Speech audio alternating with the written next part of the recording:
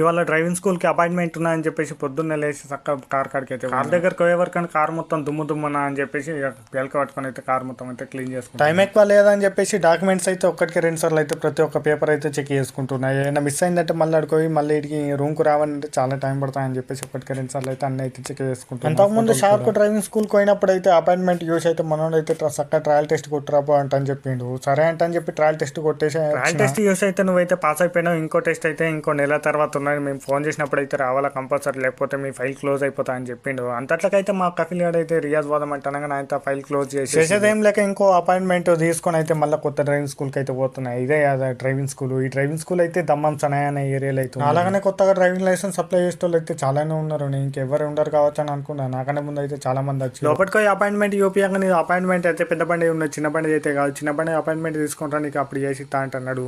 ఇక చేసేం లేక చక్క బయటకు వచ్చిన. మీకు ఈ వీడియో నచ్చినట్టయితే లైక్ చేయండి, షేర్ చేయండి, సబ్స్క్రైబ్ చేసుకుని మాత్రం మర్చిపోకండి. కొత్త వీడియో